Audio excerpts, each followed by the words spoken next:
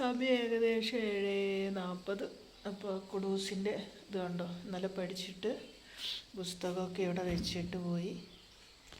ബാക്കി ഇത് വെള്ളം കേട്ടോ, അവിടുന്ന് സ്കൂളിൽ നിന്ന് വെള്ളം ഉണ്ടാവും, നല്ല ചൂടുവെള്ളം. പക്ഷേ തിളപ്പിച്ചേറ്റിയ വെള്ളം ഇവിടുന്ന് കൊടുത്തു വിടും. എന്താണെന്ന് വെച്ചാൽ അവന് ഇടയ്ക്കിടയ്ക്ക് വെള്ളം വേണം. ഇത് അവിടെ പാലുണ്ടാവും. ഇന്ന് ഇതൊരു 11 മണിയൊക്കെ ആകുമ്പോൾ കഴിക്കാനുള്ള സ്നാക്സാണ്. അതിൽ ബിസ്ക്കറ്റാണ് കണ്ടില്ലേ. രാവിലെ ബ്രേക്ക്ഫാസ്റ്റൊക്കെ കഴിച്ചിട്ടാണ് പോകുക. അപ്പോൾ അതുകൊണ്ട് 9:45 വീട്ടിൽ നിന്ന് പോകത്തുള്ളൂ. ഇത് ഇന്നലെ നമ്മളൊരു ടീച്ചർ ഹോംവർക്ക് ഒരു വീടുണ്ടാക്കിയിട്ട് കൊണ്ടുപോകണം, ചാർട്ടിൽ ഒട്ടിച്ചിട്ട് അവിടെ തൂക്കാനാന്നും പറഞ്ഞിട്ട് ഇന്നലെ ഉണ്ടാക്കിയതാണ് കേട്ടോ. ഇത് പിന്നെ ചോറ് കഴിക്കാൻ വേണ്ടി പ്ലേറ്റ്, ചോറ്, സാമ്പാർ, ഉപ്പേരി. ഇത് ബോക്സാണ്, ഇത് നോട്ട്. ഇന്ന് പിന്നെ ഇതെല്ലാം ഇതിൽ മലയാളം, ഇംഗ്ലീഷ്, മാത്സും ഒക്കെ ഉണ്ട് കേട്ടോ. LKG അല്ലേ. അപ്പോൾ ഇന്നിപ്പം ഒരു ഹോംവർക്ക് ചെയ്യാൻ പറഞ്ഞിട്ടുണ്ട്.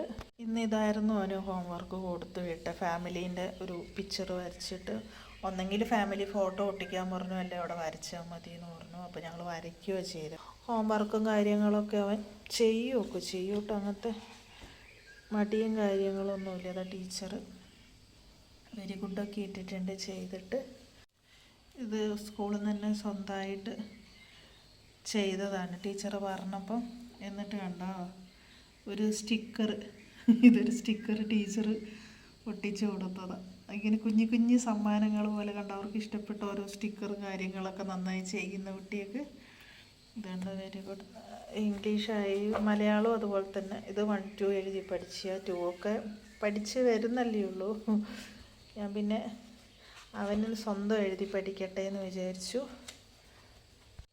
മലയാളവും റായും തറ പറ നമ്മളൊക്കെ പഠിച്ചതിന് പെയിൻ്റ് അടിക്കാൻ കൊടുത്തിയാണ്.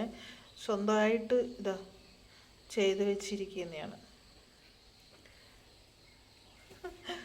എല്ലാം. അങ്ങനെ റായും രായും വരെ പഠിപ്പിച്ചിട്ടുള്ളൂ മലയാളം. എല്ലാം ഒരു ദിവസം ഒരക്ഷരം അല്ല 2 അക്ഷരം എന്നുള്ള രീതിയിലാണ് ടീച്ചർ പഠിപ്പിക്കുന്നത്. ഇതൊക്കെ സ്വന്തം എഴുതിയതാട്ടോ. മെല്ലെ മെല്ലെ എഴുതി ഇങ്ങനെ എഴുതി പഠിച്ചു. കാരണം അവനിക്ക് ടീച്ചർ ഇങ്ങനെ ഒരു ഇത് കണ്ടില്ലേ, ബുക്ക് തന്നെ ഉണ്ട്. അത് ബി വരയ്ക്കുന്ന ഏകദേശം അതിൻ്റെ മേലെ കൂടി വരച്ചു. പിന്നെ ഒരു ഇതൊക്കെ സ്വന്തം തന്നെ. ഞാൻ വിചാരിച്ചു ഇനി അവൻ സ്വന്തം തന്നെ എഴുതി പഠിക്കട്ടെ. ആദ്യം ജസ്റ്റ് നമ്മൾ സ്ലേറ്റിൽ കാണിച്ചു കൊടുക്കും.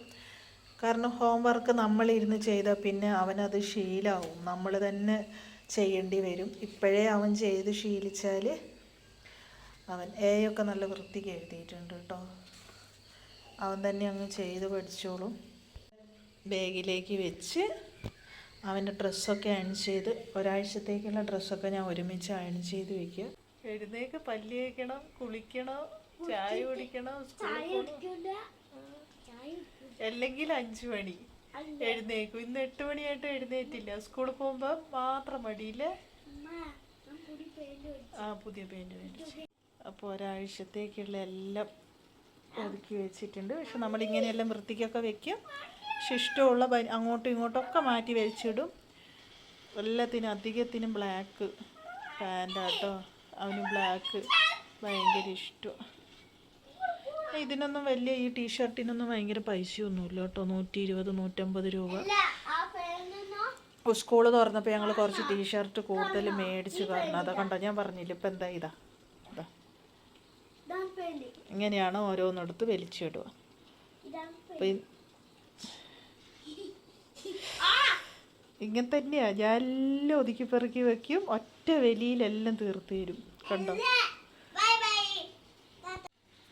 നമ്മളിങ്ങനെയെല്ലാം ഇതാക്കും. സ്റ്റൂള് വെച്ച് കയറിയിട്ട് ഒരു വലിക്ക് ഇവിടെ നിന്നാണ് വലിക്കുക.